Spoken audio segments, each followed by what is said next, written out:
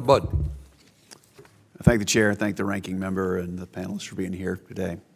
You know, just a few moments ago, I was in an agricultural meeting just one floor below and a couple of offices away. And while we were talking agricultural policy, the number one question came up was about rural access to health care, and not even related to this committee.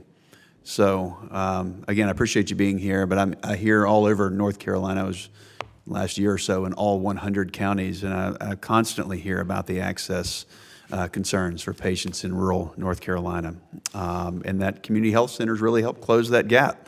Serving over in our state, you know, it's a 500,000 people, so I appreciate what you do. And it's an important safety net, and it's important that providers have the flexibility and tools that they need to treat patients, including in rural and in underserved areas.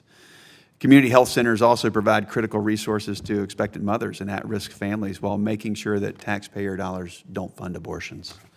The Community Health Center Fund is one of several funding sources for these centers, of course, as you know. But before considering its reauthorization, we need to understand how program funds have been used to make sure that we're staying accountable to the taxpayers. So, Ms. Veer, again, thank you for being here. The funding for community health centers comes it's a mix of federal, state, and private sources, as you know.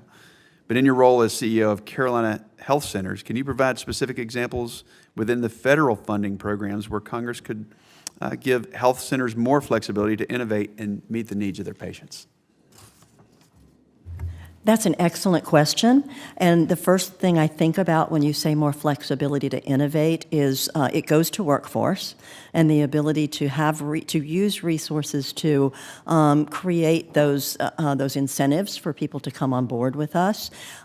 Innovation, certainly, I feel like we were really innovative with our early childhood services program. We are something of a unique model within the community health centers, but I applaud HRSA because just recently they released a notice of funding opportunity for health centers to compete for funding to place an integrated early childhood services program in pediatric medical homes.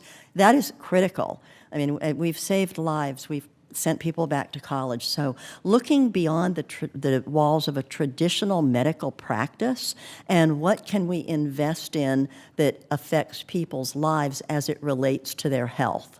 One of the first grant, in fact, the first grant through the Office of Economic Opportunity back in 1965 had a quote that said, "The need is not for passive recipients, but for the active involvement of the community in ways that will change their knowledge, their attitude, and their behavior as it relates to their health care."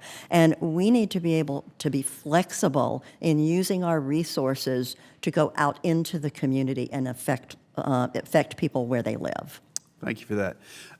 Further, can you go into more detail on how managed care and value-based arrangements improve healthcare outcomes for underserved areas while also generating savings for the healthcare system? Absolutely. That I did put in my written testimony some examples of this. Our health center is part of 14 health centers in South Carolina are partners in what's called an Independent Practice Association, and our IPA for short, and our IPA is financially and clinically integrated to enable us to develop shared protocols about how we manage care and to then work with our Medicaid managed care organizations to develop value-based arrangements. And I can tell you that to date, those value-based arrangements have resulted in millions of dollars over the last 10 years for the 14 partnering health centers. We are provided those incentives based on our collective performance, but then the IPA distributes them based on individual performance. So, for example, my health center for the last few years has been in the top 3 performing of those partnering health centers. Great, thank you. And in the time I have remaining, I can't leave out a fellow graduate of Appalachian State. So, Ms. Farb, thanks again for being here. As this committee considers reauthorizing the Community Health Center Fund, are you aware if the GAO has studied duplication or overlap in the funding sources to CHC? We have not studied duplication or overlap, but as many of you know, we have a pretty robust process for looking for duplication and overlap throughout federal programs. The only area that we've looked at in the past that's related to overlap is whether or not the community-based health clinics that provide care through the Medicaid program if there's duplication in pay through Medicaid, and looked at how CMS oversees that. But we have not looked at the CHCF fund in particular. Thank you. And again, thank the panelists. I yield back. Thank you, Senator Budd.